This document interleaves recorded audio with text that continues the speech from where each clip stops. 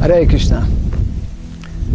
We would like to discuss on the topic of village. Villages in the context of Vedic culture are actually the backbone of this Vedic culture. In this regard, the ministry we have here in India called ISKCON Daiva Varnashram Ministry is actually, its mandate is towards what we call rural development, facilitating, enabling rural development. 3 years ago actually, during the Golden Jubilee, we took an initiative of visiting 108 villages. This book is actually an outcome of that particular initiative. And since about a year ago, we've taken a similar initiative, which is connected with some research that I'm doing, in visiting 108 villages again in different parts of India. Our villages at present, not only in India but around the world, are in extreme danger. They are in danger because more and more people are leaving the villages, as we know, young people. And many of the villages that I visit here in India are, within the next 10 years, no longer will be functional. In many villages, there are no more cows, practically speaking, and in some villages, you cannot find even one bull. How our city folks will be maintained, because the food actually comes from the villages, isn't it? Village life, Prabhupada spoke about this. He would often refer to Gandhi and his village organization. The picture that's on this book, Save Our Cows, Save Our Villages, Save Our Culture, naturally is a picture of Krishna in Vrindavan. So many times, Srila Prabhupada has reminded us that the model lifestyle is actually the one shown to us by the Supreme Personality of Godhead, Krishna himself, and that this is meant to be the norm. This has yet to be understood actually by general society, which is moving in the opposite direction, and unfortunately it has also not been understood by our own devotees. Therefore, Srila Prabhupada spoke about this practically from the very beginning of his preaching activities in the West, and even before that. Srila Prabhupada, as we may know, of course many devotees are less familiar with this small essay called Gita Nagari.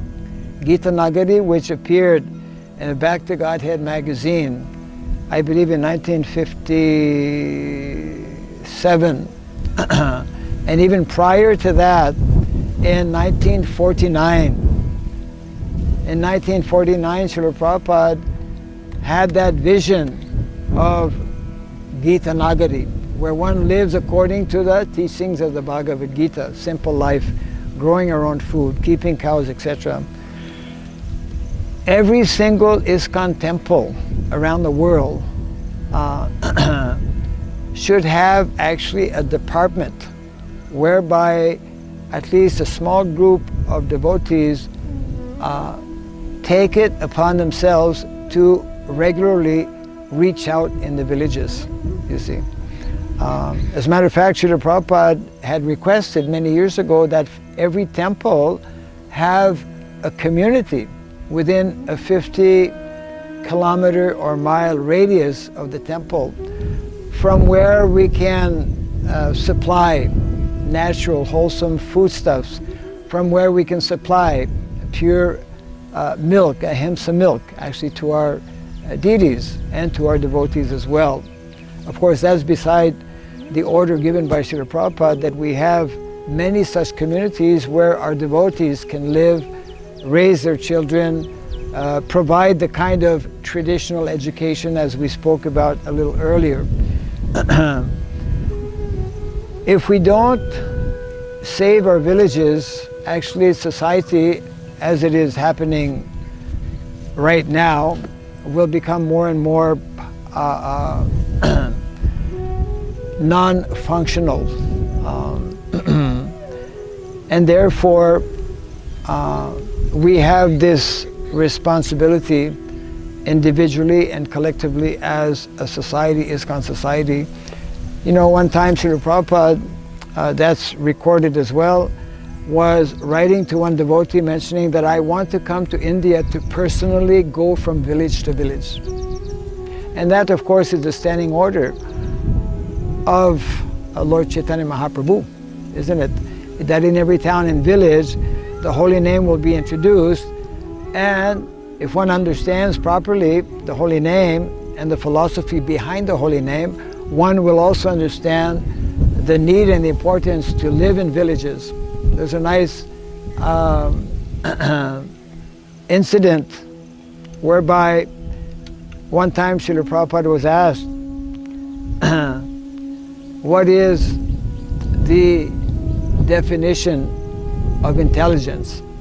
Somebody asked, and Prabhupada replied, intelligence means not to leave your village. Very to the point, you know. So because we still are not understanding that Krishna's mode of living when he was in Vrindavan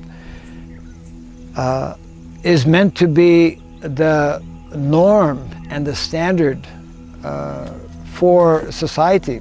It's not that this was something in the past. No, it is meant to be eternally the norm. Just like spiritual life or the principles of dharma, they're based on standard eternal principles. So in the same way, for those who are here in the material world, this is the simplest and easiest way by living in a village atmosphere where one knows one's neighbor, where one more easily can cultivate spiritual life. And therefore, although it's not a very big book, this summarizes the experience of our devotees who went to the villages. And it's amazing because village people for so many years have been neglected, and there's a tremendous need for our devotees to go to the villages and to understand why it is so important to actually save our villages, save our cows, and save our culture. Hare Krishna.